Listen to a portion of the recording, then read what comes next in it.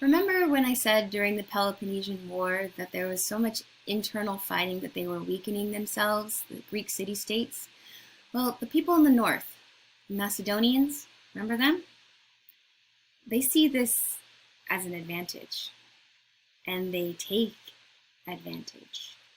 In the mid 300s, the king of Macedonia, King Philip, will launch a series of campaigns to invade the Greek city-states in the south and rapidly take control of Greece. When he dies, when he's assassinated, his young son, Alexander the Great, will take over his kingdom and expand his empire. Here's a map of the full extent of Alexander's empire. Now, he's given the name Alexander the Great because of his accomplishments. And, well, let's just start from the beginning. When his dad is assassinated, he inherits the kingdom, Macedonia and Greece, at the age of 20 years old. He then rapidly starts to take over territory and starts a fight with the Persian Empire. Spoiler alert, when he takes the Persian Empire, he will then inherit all of Persia, including Egypt and to the far reaches of India. Alexander the Great was highly intelligent. He was a military genius and strategist. He saw advantages by by his weak forces, and I'm trying to say is he saw advantage in the weakness of others, and he would spread them out and spread them thin and then defeat them. He took the Persian Empire in 330 BCE, and by the time of his death in 323 had not only established himself as a pharaoh in Egypt, but was pushing in to the boundaries of modern-day India.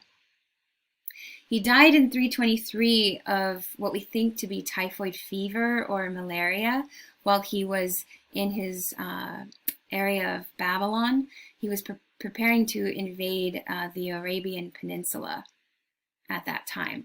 He was buried 2 years later in the capital, or not capital, but his namesake city of Alexandria in Egypt. His tomb is now lost, though. Now, where is all of this? What's going on? So, where is all of this? This is modern-day ancient Mesopotamia into modern-day Afghanistan, Iran, and when he spread his empire out, he established Greek colonies throughout this land. Greek colonies? What do you mean, Miss Cortez? He's Macedonian.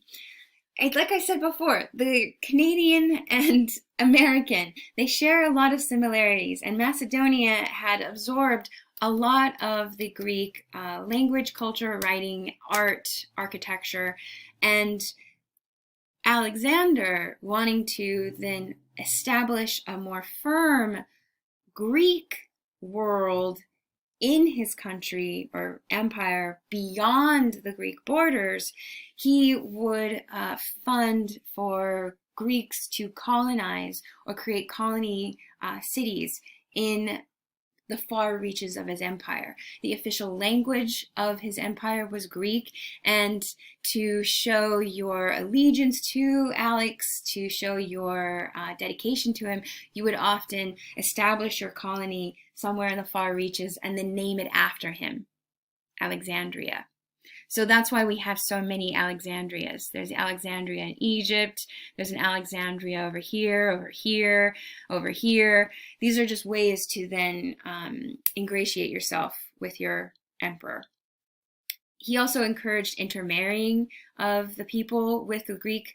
And so this larger empire, while it is technically a Macedonian prince who became a king, is going to have huge, massive influxes of Greek art, Greek alphabet, Greek architecture, Greek language, and this is going to play as we continue through the rest of the semester. And that's why so much of Western civilization has these kind of Greek roots. A lot of that has to do with Alex spreading his empire. The artwork I want to look at first for Alexander the Great is a portrait bust. It's called The Head of Alexander the Great.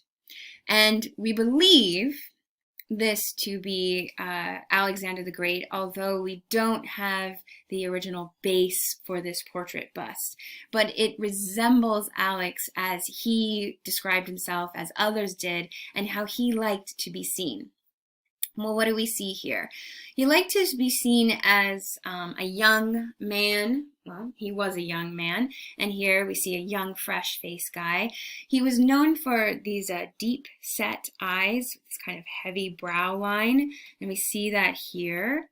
And then he also liked to wear his hair kind of long and loose and wild. He had this very light brown hair that he would like to compare to like a lion's mane. He would leave it kind of loose and flowing in the wind, all super sexy. So here we see the signs of Alexander the Great. A young man, that heavy brow, this loose curl like a lion's mane. This might be a copy of an official portrait by his official artist of the court. The artist is named Lysippos. Don't worry, we're going to look at Lysippos in a little bit. But back to this copy. This copy of his face, what we see here is he's turned his head. He's turned his head, right? So even without a body, we get a sense of the body, this activation of space. He's looking out, and then his mouth is open. Anytime in art there's a mouth open, there's a sound coming out. What do you think he's doing? He's probably addressing the people, addressing his troops. His soldiers were known to be extremely faithful to him. So here he is, kind of making this activation of space with this open mouth, open eyes, and this twist. If this is a copy of the original by his official court sculptor, the inscription at the base of this portrait bust read this: I place the earth under my sway. You, O Zeus, keep Olympus. Do you hear what Alex just said? Let me say it again. The original base to this statue, if this is it, the original base said, I place the earth under my sway. You, O Zeus, keep Olympus. What is Alexander saying? He's saying, I got it down here. I can rule this. You go do your thing up there, okay? Because I'm Alexander the Great. That's quite a proclamation to make. But, well, he has the evidence to back him up.